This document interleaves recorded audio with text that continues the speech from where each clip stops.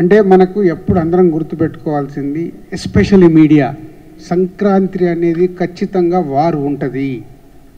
ఎందుకంటే ప్రతి ఒక్కరికి ఆ ఫెస్టివల్కి అందరు సినిమాలు రిలీజ్ చేసుకోవాలనుకుంటారు. కొందరు ఇప్పుడు మన ఈగలకు వాళ్ళు అర్థం చేసుకున్నట్టు కొందరు వెళ్తారు, కొందరు వెళ్ళరు. సో వెళ్ళినప్పుడు ఏంటి, దాంట్లో కూడా చాలామంది అర్థం చేసుకోవాల్సింది, సంక్రాంతికి వచ్చినప్పుడు ఒక కాంపిటీషన్ ఉంటుంది. కాంపిటీషన్ ఉండడం వల్ల మీరు మీడియా వాళ్ళు ఒక్క సినిమాని 10 సార్లు చెప్తూనే ఉంటారు. ఇవి నిజాలు. ఇదే ఫిలిం, ఈ సినిమా ద్వారా సినిమాలు వస్తున్నాయంటే 10 సార్లు ఆ సినిమా గురించి చెప్తే వాళ్ళకు మైలేజ్ వస్తుంది. సో కాంపిటీషన్ ఉన్నప్పుడే ఆ సినిమాలకు మైలేజ్ వస్తుందని సంక్రాంతికి 3-4 సినిమాలు, తెలుగు సినిమాలు రావడం సహజం. ఇది మీ అందరికీ తెలుసు, మాకు తెలుసు. కాబట్టి సంక్రాంతికి తప్పదు.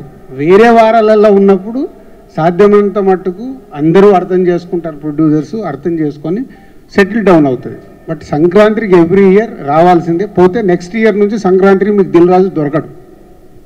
ఎందుకంటే నా మీదకి రాకుండా చేసుకోవడానికి 31st టీసీ మీటింగ్లో స్ట్రాంగ్ స్టెప్స్ తీసుకొని ఇండస్ట్రీకి ఉపయోగపడేలాగా చేస్తాం.